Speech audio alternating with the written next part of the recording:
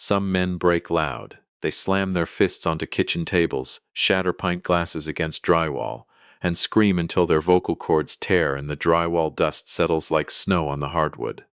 I've never been one of those men. I break quiet. And if you've never watched a quiet man break, let me tell you something. It is the coldest, most terrifying thing you will ever witness. Right now, I am standing near the baggage claim at Portland International Airport, Concourse D. The air outside is thick with that heavy gray Oregon drizzle. The kind of mist that doesn't just fall. It hangs in the air, clinging to your eyelashes and soaking through the seams of your jacket until your bones feel damp. I'm leaning against a steel support pillar, my hands shoved deep into the pockets of my faded canvas coat, watching two airport police officers walk my 21-year-old daughter, Avery, through a crowd of staring strangers. Her hands are pulled behind her back, the silver steel of the handcuffs catching the sterile fluorescent light of the terminal. Her friends are standing a few yards away, frozen in place, staring at me as if I'm the monster in this story, the cold-hearted villain who just ruined a young girl's life. But I want you to know something before we go any further. I didn't do this to her. She did this to herself. I just stopped catching her for 4 years, Avery. 4 long, exhausting years. I caught you every single time you slipped. I absorbed the impact, paid the bills, swallowed the disrespect, and kept my mouth shut because I thought that's what a good father was supposed to do. You thought I would catch you forever. The automatic glass doors slide open, and a gust of damp autumn wind cuts through the terminal, smelling of jet fuel and pine needles. As the officers lead Avery away, her dark mascara running in wet streaks down her pale wind-chapped cheeks, one of her friends, the loud one, Chloe, who always has something to say and a sneer ready on her lips, turns to me. She projects her voice so half the baggage claim can hear it over the rumble of the conveyor belts. What did you do? How could you do this to your own daughter? I didn't answer her. I didn't even blink. I just stood there in the damp cold and watched the glass doors slide shut, cutting off her voice. Welcome to Dad's hidden revenge. Get comfortable and keep this one truth in mind. The people in this story had every opportunity to do the right thing, every single chance. They just chose wrong. And in this life, eventually, the bill comes due. Let me back this up. Because to truly understand how a father ends up standing in an airport watching his only child get led away in cuffs, you have to understand the slow, quiet rot that got us here. And trust me, it's not what you think. The rot became visible exactly 72 hours earlier. It was a Thursday afternoon around 4:15 p.m. when I clocked out of my shift. I run a small 3-man residential electrical contracting crew out of a town called Sandy, Oregon. It's honest, grueling work. The kind where you spend 8 hours crawling through dusty attics, pulling heavy wire through tight studs, and coming home smelling of electrical solder, sweat, and sawdust. Your knees ache when the weather turns cold, and your lower back throbs. But you're grateful for the paycheck because it keeps the roof over your head and the lights burning. I've driven the same faded blue 2011 Ford F-150 for the last 11 years. It's got 280,000 miles on the odometer. The driver's seat is torn at the seam, and the suspension groans over every speed bump, but it runs. I pulled the truck into the gravel driveway of my house on Whispering Pines Lane. It's a modest, single-story ranch house, 3 bedrooms, with a damp cedar shingle roof and a yard that's mostly moss and tall ferns. It's the kind of house you buy when you're 26 and full of hope, believing you'll fill it with a family that stays whole. My family didn't stay whole, but the house remained. The place was dead quiet when I walked in. It's always quiet now. Avery hadn't lived there consistently for months. Officially, she was on what she called a creative hiatus from Portland State University, a fancy, modern term for dropping out after 2 terms while I continued to pay the monthly lease on a trendy apartment in the Pearl District that she barely spent any time in. I kicked off my muddy boots by the door, hung my canvas jacket on the peg, and went upstairs. I have a habit. It's a quiet ritual, one I've never told a single living soul about, not even my crew or my own brother. Every evening, after a long, bone-tiring shift, I walk into the master bedroom, the room that used to be ours, and I sit on the edge of the mattress. I reach out, slide open the top drawer of Clara's old maple dresser, and I look at her ring. It's a vintage gold filigree ring with a deep green emerald in the center, flanked by two tiny, brilliant diamonds. It was Clara's grandmother's wedding ring, passed down through generations, and the one thing Clara wore every single day. She wore it when we got married in her parents' backyard. She wore it when Avery was born. She wore it to every single one of Avery's high school track meets and drama club plays. It was the one piece of physical history in this house that still held her essence, that still smelled faintly, impossibly, of her lavender perfume. Sometimes I don't even pick it up. I just open the small black velvet box, let the dim Oregon light catch the green of the stone, and for 30 seconds, my wife is alive again. But that Thursday, when I opened the drawer, the velvet box felt different. You know that feeling when something is fundamentally wrong, long before your brain can articulate why. Your body registers the shift first. Your throat tightens, your heart skips a beat, and the air suddenly feels too heavy to breathe. I picked up the box. It was too light. I snapped the lid open. Empty, I stood there by the dresser for a long, agonizing minute, staring down at the empty black velvet indentation where Clara's emerald ring should have been. There was no anger yet, just a hollow, echoing void in my chest, as if someone had reached through my ribs, scooped out my heart, and left me standing there as an empty shell. I searched the dresser. I pulled out every drawer, dumping out old scarves, receipts, and winter socks. I got down on my aching knees and searched under the heavy bed frame. I tore through the closet, checked my old fireproof document safe in the basement, and rummaged through every cabinet in the kitchen. I did all of this even though some quiet, realistic part of me already knew the truth. I knew exactly what had happened, and I knew exactly who had done it. There was only one other person in the world who had a spare key to my house. I pulled out my phone and called Avery. It rang 4 times, the long, hollow tones vibrating in the quiet house. When she finally answered, the background noise was immediate. Loud music, the distinct clack of rolling suitcase wheels on airport tile, and a boarding announcement echoing over a PA system. "Hey, Dad, kind of a bad time. What's up?" Her voice was breezy, detached. "Avery," I said, my voice dangerously level. "Where is your mother's ring?" A heavy, sudden silence fell over her end of the line. Then her voice returned, too smooth, too rehearsed, sliding into that defensive posture she had perfected over the last 4 years. "What are you talking about?" "The emerald filigree ring, the one from Clara's top drawer. It's gone, Avery." I heard her friends laughing about something in the background, completely oblivious, completely unbothered, while my entire world tilted on its axis. "Oh," Avery said, her tone shifting into that flat, annoyed register she used whenever I became an inconvenience to her. "It's just a ring, Dad. Relax. Seriously, you're making a big deal out of nothing." "That was your mother's wedding ring, Avery," I whispered. "It's the only thing of hers I had left, and Mom's gone, Dad." Avery snapped, her voice cracking, but not with grief, with pure, unadulterated irritation. "She doesn't need it anymore. I do. I needed this trip to Cabo, okay? My mental health has been a disaster, and you wouldn't give me the money. I had to find a way. Stop being so incredibly dramatic." "You found a way," I repeated her words slowly, as if trying to translate a dead language. "Avery, did you sell your mother's ring? Look, my group is boarding right now." "I have to go," she said quickly, the panic finally bleeding into her tone. "I'll talk to you when I get back from Mexico. Bye." The line went dead. I stood in my quiet kitchen, holding a phone that had gone silent, and I want you to understand that I have never felt a silence so deafening in my entire life. She didn't even pause. She didn't offer a single word of apology, nor did she hesitate.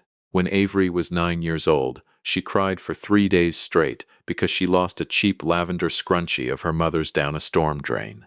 She was devastated by the loss of a piece of elastic, and now, at 21, she had stolen her mother's actual heirloom emerald ring, sold it to a stranger, and talked about it as if she were returning an ill-fitting sweater to a department store. I want to tell you this came out of nowhere. But that would be a lie. Nothing like this ever truly comes out of nowhere. It wasn't a sudden, erratic snap. It was a slow, creeping rot that happened one excuse at a time, one "she's just hurting" at a time, until 4 years had slipped by and I woke up as a stranger in my own house, funding a lifestyle I wasn't even allowed to participate in. Clara passed away when Avery was 17. It was an aggressive form of pancreatic cancer. 11 months from the initial diagnosis of a stomachache to the cold autumn morning we buried her under a gray sky. I won't dwell on that part of the story. Some of you listening know that specific brand of black, suffocating loss already, and you don't need me to describe it. Some of you don't, and I pray to God you never have to find out what it feels like to watch the love of your life evaporate into a hospital bed. What I will tell you instead is what that loss did to my daughter, and what it did to me, because those two separate griefs set us on a direct collision course. Avery turned her grief outward. She sharpened her edges. Everything became a fight, everything was a grievance, and everything was somehow my fault.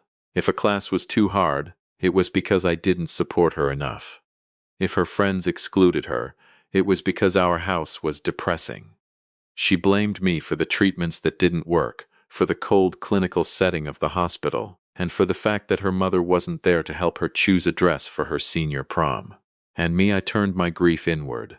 I swallowed it whole. I was absolutely terrified.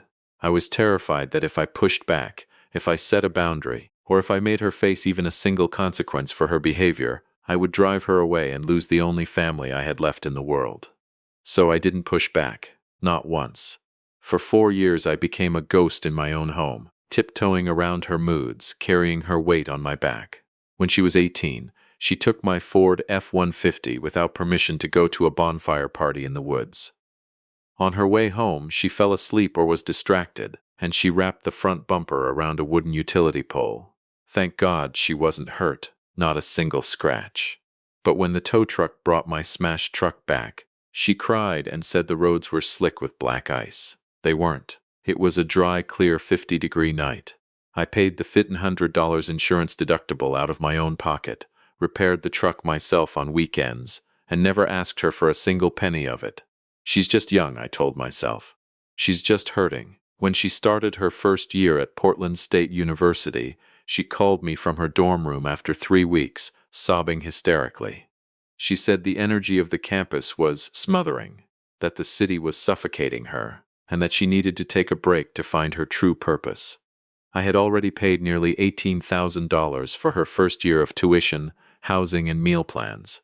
On top of that, I signed the lease and paid the hefty deposit on a chic apartment in the Pearl District so she could have space to heal. I swallowed the financial hit, worked double shifts on weekends, and told her to take all the time she needed. She's just grieving, I told myself. She needs time. In those 4 years, Avery never once called me on my birthday. Not one time. I always called her on hers, and I always transferred money. $200 here, $300 there. Just for gas. Dad, just for groceries, Dad. And I never once asked where that money actually went. She's just busy, I told myself. She's young, she's distracted. Most nights I would cook a simple dinner after a 10-hour shift. Nothing fancy, just some chicken and rice, or a quick pasta. On the rare nights she actually deigned to come by the house, she would sit across from me at the kitchen table, her face illuminated by the blue glow of her phone screen, scrolling through social media the entire meal. I would ask about her classes, her apartment, her life. I got one-word answers. Fine. Yeah, whatever. Before she left, I would always stand by the door and tell her I loved her. Okay, she'd say, not even looking up as she reached for the doorknob. Just okay. And I would close the door behind her and tell myself, at least she's here. At least I still have her. Here is what I understand now. Sitting in a quiet house and writing this that I didn't understand then. I thought I was being patient. I thought I was being the bigger man, the understanding father. The one who wouldn't abandon his kid after life had already dealt her such a cruel blow. But I wasn't being patient. I was being a doormat. And Avery knew it. She knew I would never say no. She knew I would never make her face a real consequence. And somewhere along the line, without either of us fully realizing the shift, I stopped being a father to her. I became a utility. A human bank account, a safety net she never had to thank, a convenience she had to manage rather than a living, breathing person who had lost just as much as she had. The first time I ever told her, no, the actual first time in 4 years, was 11 days before the emerald ring vanished. She had called me on a Monday evening, her voice bright and animated, a tone she only used when she wanted something. She told me her former sorority friends, Chloe, Savannah, and a girl named Harper, were planning a trip to an all-inclusive resort in Cabo San Lucas. "I need $3,000, Dad," she said, as casually as if she were asking me to pass the salt. I sat at my kitchen table, looking at the monthly bills spread out before me. My residential electrical business was feeling the squeeze. Inflation had driven up the cost of copper wire and materials, and my retirement account was practically frozen. "I can't do it this time, Avery," I said softly. "The business is tight right now, and my mortgage went up. I just can't swing $3,000 for a vacation." The reaction was instant and vicious. "Are you serious right now?" she hissed. "I am serious, sweetheart," I said, my chest aching. "I wish I could, but I don't have the liquid cash right now." "You are so incredibly toxic," Avery screamed into the phone. "Do you know that? You are literally trying to control my life because you don't want me to have friends. You don't want me to be happy. You're trying to ruin my life on purpose because yours is miserable." "Avery, that's not." She slammed the phone down, hanging up before I could finish. She didn't call back that night, nor did she call the next day. I thought that was the end of it. I figured she would pout for a week or two, and then she'd cool off and start acting like nothing had happened, the way she always did. I had no earthly idea that as I sat in my quiet house, she was already sitting in her Pearl District apartment with Clara's wedding ring in her palm, looking up pawn shops in Portland on her phone. I had no idea that in less than 3 days, I would be standing in a dusty shop off Sandy Boulevard, staring through a glass display case at the only physical piece of my wife I had left. And I had no idea that this time, for the first time in 4 years, I wasn't going to swallow it. Something inside me had gone entirely still. It wasn't a burning, red-hot anger. It was a cold, quiet stillness, the way water goes perfectly flat right before it begins to boil. I hung up my phone, placed it face down on the kitchen counter, and stood there in the silent house for a long time. Then I grabbed my keys. I didn't turn the truck's radio on. It's about 14 miles from my house to that gritty stretch of Sandy Boulevard where every other storefront is a payday loan joint, a weed dispensary, or a pawn shop. I drove every single mile in absolute silence. No music, no talk radio, nothing but the steady hum of my F-150's engine and the sound of my own slow breath. You'd think a man on his way to confront a devastating truth would have 1,000 thoughts racing through his head. I didn't. My mind was strangely empty, almost peaceful, like the quiet eye of a hurricane before the back half of the storm hits. I thought about Clara. I thought about the night I proposed to her on the beach near Cannon Beach, shivering in the damp wind, the gold filigree ring shaking in my hand. I thought about the day she got her diagnosis, how she squeezed my hand in the sterile doctor's office and whispered, "Well, at least we have each other," as if she were trying to protect me from the news. And I thought about the silent promise I made her, the day we lowered her casket into the Oregon earth. That I would raise our daughter, that I would keep our family together. But some promises you keep by giving everything you have. And some promises, as I was about to learn, you keep by finally taking something back. The shop was called Cascade Gold and Silver. It had heavy iron bars on the windows, a buzzing fluorescent light overhead that made my head ache, and a glass display counter filled with knives, watches, and estate jewelry. The man behind the counter was an older guy with a gray ponytail and a fading tattoo of an anchor on his forearm. His name tag read Frank. I walked the length of the jewelry case and stopped. My knees felt weak, a cold sweat breaking out across the back of my neck. There it was. Clara's emerald ring, sitting on a piece of cheap black velvet next to a row of pawned electric guitars, illuminated by the harsh, unflattering fluorescent glare. "Help you find something, partner?" Frank asked, wiping down the glass with a dirty rag. "That emerald ring," I said, my voice shockingly steady, even to my own ears. "Where did you get it?" Frank squinted at me, then looked down at the case. "Young girl brought it in yesterday afternoon. Said it belonged to her grandmother, and she needed to pay her rent. Clean transaction. Paid her $900 cash for it. $900. A custom. Antique family heirloom that was priceless to me, traded away for $900 so a 21-year-old could buy cheap tequila and pose for photos on a Mexican beach. That ring belongs to my late wife, I said, looking Frank dead in the eyes. My daughter stole it out of my house. Frank's face immediately tightened. He reached under the counter and pulled out his official intake ledger, along with a photocopy of Avery's driver's license. Look, man, Frank said, raising his hands defensively. She had a valid state ID, and she signed the affidavit of ownership. I run a clean shop. I don't want any trouble, and I don't want to profit off some family drama. But by Oregon law, if it's stolen property, I can't just hand it back to you over the counter. I have to report it to the local precinct, and they need official proof of ownership to issue a hold on the item. I have the original jeweler's appraisal and the certificate of authenticity from 1998, I said. It's in my safe at home. Bring it in. Frank nodded. Bring the paperwork, and I'll call the precinct right now to get an officer down here. If you had told me 12 hours earlier that I would be driving back to my house to dig through old files so a police detective could place a hold on my dead wife's wedding ring, I would have told you that you didn't know me at all. I would have told you I'd find a quieter, softer way to handle it. I would have told you I'd never let my own daughter face the law. But I drove back.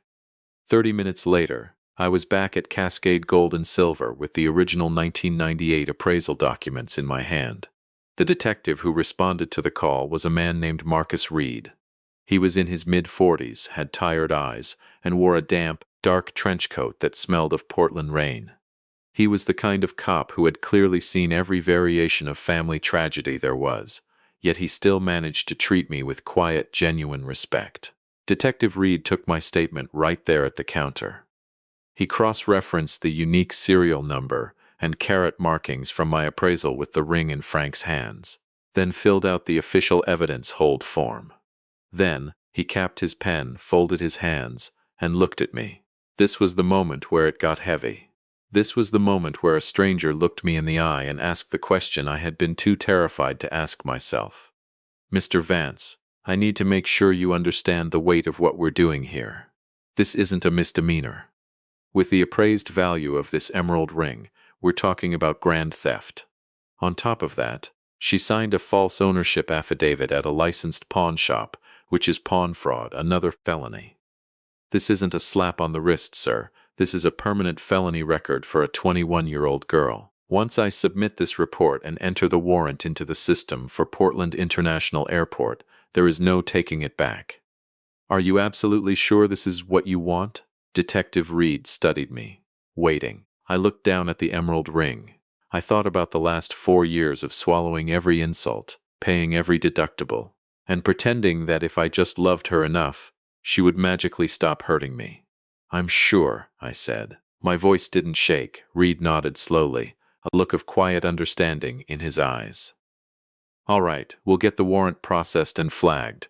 You said she's returning from Cabo on Sunday afternoon? PDX Transit Security will have officers waiting at the gate when her flight lands. He looked at me with a mixture of pity and respect. He saw a father making a choice that felt like tearing his own arm off. But what nobody in that pawn shop understood was that I had been protecting Avery for 4 straight years, and the only thing I had built with that protection was a monster. A daughter who believed that consequences were just minor inconveniences that happened to other, less important people. I didn't want to punish her. I wanted to save her, and I was finally beginning to understand that sometimes the only way to save someone is to step out of the way and let them hit the ground. Frank placed the emerald ring in a small, padded envelope and sealed it in the shop's evidence safe. I drove home with the truck windows cracked, the cool Oregon evening air clearing the scent of solder and pawnshop dust from my lungs. Somewhere on I-84, while stopped at a red light, I did something I rarely do.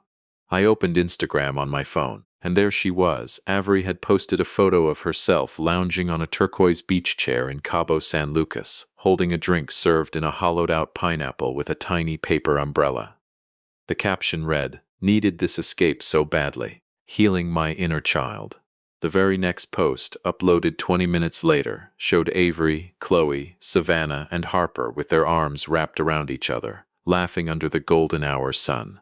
They looked like a commercial for a life that none of them could actually afford. While I was driving home in a rusted truck, with her dead mother's stolen ring, locked in a police evidence safe, my daughter was 3,000 miles away, posting about healing her inner child with the blood money of my broken heart. And here is the part that truly terrified me. I didn't feel a single shred of guilt. I didn't feel any doubt. What I felt was a profound, cool sense of relief. It was the feeling of holding a hot, burning coal in your bare palm for 4 years, constantly convincing yourself that the pain wasn't that bad. And then finally, blessedly, just opening your fingers and letting it drop. I got home a little after 7 p.m. The house on Whispering Pines Lane was dead quiet, just like it had been for 4 years. I went into the bedroom, opened Clara's drawer, and set the empty velvet box back in its place. I closed the drawer slowly, the way you close a door on a room you don't intend to enter again for a long time. Then, I went downstairs, heated up some leftovers, and sat at my kitchen table alone. Sunday was 3 days away. Avery would land at PDX, fully believing she had pulled off the perfect heist. She had no idea what was waiting for her. I picked up my fork. My hand was perfectly still. For the first time in 4 years, I wasn't the one absorbing the blow. Sunday came slowly, the kind of slow where the clock hands seem to drag their feet on the dial just to mock you. Around 2:30 p.m., Detective Reed sent me a brief text. Flight is on schedule. Landing at 3:40 p.m. at PDX, Concourse D. Officers are in position. I didn't go to the airport to gloat. I didn't go to yell or make a scene. Many people would tell me I should have stayed home, that I should have let the police handle it privately and quietly. But I needed to be there. I needed to stand in that terminal and prove to myself that when she looked at me and begged me to save her, I would not step in front of the train this time. I stood near the baggage claim exit, my back pressed against a cold concrete pillar, watching the digital arrivals board. At 4:10 p.m., the crowd from her flight began trickling through the security doors. Then I saw her. Avery was walking with her expensive designer sunglasses pushed up into her hair, laughing at something Chloe was saying. She was holding a shopping bag from a high-end duty-free shop, looking radiant, tanned, and completely, uncomplicatedly happy. 2 plainclothes officers stepped out from the side of the terminal exit. "Avery Vance?" one of them asked, his voice firm. Avery stopped, her smile still lingering on her lips, her eyes blinking in confusion. "Yes? What's this about?" "You're under arrest for grand theft and pawn fraud," the officer said, pulling a pair of handcuffs from his belt. "Please turn around and place your hands behind your back." The shift on her face was instantaneous. First came utter shock, then total confusion, and finally absolute paralyzing terror. Chloe let out a piercing shriek. Savannah stood there frozen, her phone still raised in her hand, as the cold steel handcuffs clicked around Avery's wrists. Chloe's eyes darted around the terminal until she spotted me standing by the pillar. She pointed a finger at me and screamed loud enough for half the terminal to hear. "What did you do?" Avery locked eyes with me through the parting crowd. "Dad," she screamed, her voice cracking into a desperate sob. "Dad, tell them it's a mistake. Dad, please." I didn't move. I didn't say a single word. I just stood against that pillar with my hands in my pockets, my face completely blank, and watched the sliding glass doors close behind her as the officers led her away into the gray Oregon rain. That night, the phone rang. It was from the Multnomah County Detention Center, the one phone call they're allowed. I watched my phone screen light up, her contact photo flashing. It was a photo from 3 Christmases ago, back when she still smiled at me like she actually meant it. I let it ring 3 times, then answered on the 4th. "Dad?" Her voice was raw, ruined from hours of crying. "Dad, oh my God, you have to come get me. They're saying it's a felony. Dad, you have to tell them it was a mistake. Tell them you gave me permission to take the ring. Tell them it was a family misunderstanding." "I can't do that, Avery," I said. My voice was incredibly quiet, but it was solid as granite. There was a long, stunned beat of silence on the line. Then her voice sharpened, the familiar edge of irritation returning. "What do you mean you can't? I'm your daughter. You have to." "You are my daughter," I replied, "and I have failed you." I heard her breath catch, expecting the usual turn, the part where I always softened. The part where I always apologized and took the blame. For 4 years, I said, I let you treat me like an ATM. I let you take whatever you wanted from me, and I never once asked you to give anything back. I let you desecrate your mother's memory, and I told myself I was being a good, understanding father by staying quiet. But I wasn't being patient, Avery. I was being a coward. I was so terrified of losing you that I forgot to actually raise you. Dad, please, she sobbed. You don't understand. If this stays on my record, I lose everything. My life will be ruined. I am not bailing you out, Avery, I said. My voice didn't shake, not even a microtone. I'm not hiring a lawyer for you either. You are going to sit in that cell, and you are going to think about what you did. And when you get out, you are going to face whatever consequences come next. You're a monster, she screamed, her voice dissolving into an ugly guttural sob. You're supposed to protect me. No, Avery, I said softly. I'm a father who finally loves you enough to let you fail. I hung up the phone. I sat there at the kitchen table in the dark house, staring at the blank screen. I thought about Clara. I wondered what she would say if she could see what I had just done, and in my heart I knew she would be heartbroken, but she would understand. She was the one who had taught me long ago that love without boundaries isn't love at all. It's just enabling wearing a nicer name. I had enabled our daughter into becoming someone her own mother wouldn't even recognize. That night, for the first time in 4 years, I slept straight through until morning. The consequences of a life without boundaries stack up incredibly fast once you finally stop standing in front of them to block the wind. Avery spent 3 nights in the county jail before a judge set her bail. I didn't pay a single cent of it. Her Pearl District roommate eventually posted it, using money scraped together from some friends I had never met. But when Avery finally walked out of that jail, the world she had built out of cards was already collapsing. Portland State University had already gotten wind of the arrest. It's a large city, but the university community is tight, and a local girl getting arrested at the airport for stealing and pawning her deceased mother's heirloom jewelry is exactly the kind of sensational story that spreads through local news feeds. Her admission was quietly revoked, and the university sent her a formal notice that she was no longer welcome to re-enroll. The boutique clothing shop in downtown Portland, where she had been coasting through a part-time retail job, let her go the very next week. Not a good fit moving forward, her manager told her. Which is corporate speak for, we saw your mugshot online. Her friends vanished like morning mist. Chloe stopped texting her within 4 days. Savannah blocked her on all social media platforms a week after that. Harper posted a long, performative story on Instagram about toxic friendships and cutting out negative energy, then blocked Avery's number entirely. And Brandon, the self-absorbed, vape-obsessed boyfriend she had been so desperate to impress with this Cabo trip, he ghosted her by the following weekend. No breakup text, no phone call, just complete and total silence.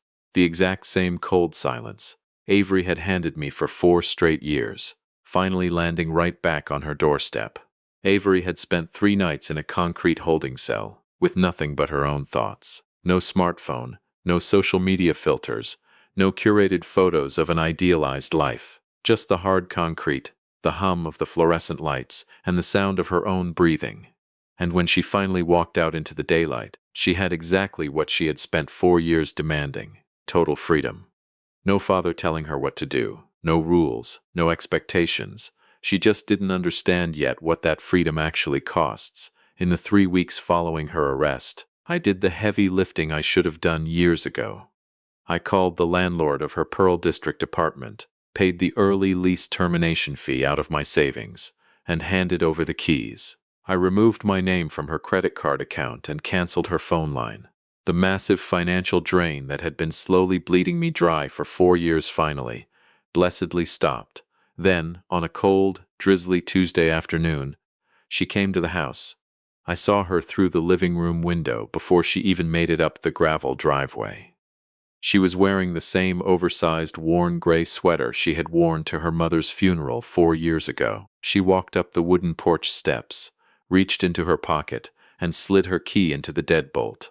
I watched her face through the window as she tried to turn the key. The deadbolt didn't budge. I had rekeyed every lock on the house the previous Monday, She knocked. I walked to the door, opened it, and stepped out onto the porch. Beside me sat a single large suitcase, packed, zipped shut, and waiting. "What is this?"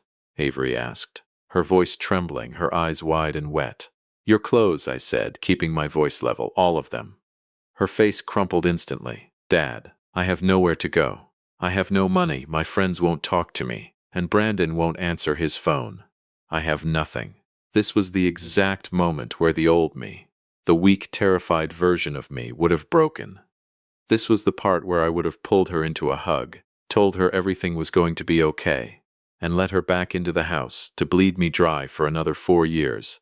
I had said some version of that soft sentence for 4 straight years, and every single time I said it, I taught her a little more that nothing she did would ever truly cost her anything. Not this time. "You have exactly what you wanted, Avery," I said. "Total freedom. No father controlling you, no rules, no expectations. You are finally free. Isn't that what you called me? Toxic? Controlling?" "That's not fair," she cried. "Fair?" I looked at her, my voice dead calm. "Avery, you sold your mother's wedding ring for a suntan and a drink in a pineapple. You told me it was just a ring. Well, this is just a house. Go build your own life. You're on your own now." She stood on the porch for a long, heavy moment, her mouth open, waiting for me to take it back. I had taken everything back for 4 years. Every ultimatum, I mean it this time, every single boundary I had desperately drawn in the sand only to wash it away. The second she cried hard enough, I didn't take it back. I picked up the heavy suitcase, set it down at her feet, stepped back inside, and closed the door. I turned the heavy brass deadbolt, the click echoing through the quiet house. I didn't watch her walk down the driveway. I didn't need to. I had spent 4 years watching her walk all over me. I figured I had earned the right not to watch her walk away. That evening, I made myself a real dinner. Not just leftovers reheated in the microwave, but a real meal. I fired up the small charcoal grill on my back porch and grilled a thick, hand-cut pork chop I bought from the local butcher shop on Route 26. The kind Clara used to make every autumn. I sat outside on the porch, eating slowly, listening to the neighborhood settle into the evening. I listened to the sound of kids riding their bikes down the asphalt, the distant hum of traffic, and the gentle patter of the rain in the Douglas firs. After dinner, I went upstairs. I opened the maple dresser drawer, took out the black velvet box, and sat on the edge of the bed. Detective Reed had returned the ring to me the day before, after the evidence processing was finalized. I held the box in both hands, feeling its weight. I opened the lid. The deep green emerald caught the last of the fading Oregon light coming through the window, same as it always had. I had spent 4 years trying to hold on to a daughter who didn't want to be held. I told myself that if I gave her everything, every dollar, every excuse, every second chance, she would stay close. She would love me back the way I loved her. But she didn't, she just took. And when she finally took the one priceless thing in this house I could never replace, I understood the hardest lesson of my life. Love without boundaries isn't love. It's hostage-taking wearing a kinder name, and I was finally done being a hostage. I closed the box gently, placed it back in the dresser, and slid the drawer shut. I didn't feel angry sitting there in the quiet room. I didn't feel triumphant either. This was never about winning or losing. I just felt quiet. Still, it was the kind of deep, peaceful stillness you only get to feel once you finally put down a crushing weight you've been carrying so long you forgot what it felt like to stand up straight. For the first time in 4 years, sitting in my quiet house as the daylight faded into the Oregon pines, I finally had my life back. She sold my late wife's ring for a girl's trip. She said it was just jewelry. In the end, she got nothing, and I got my peace back.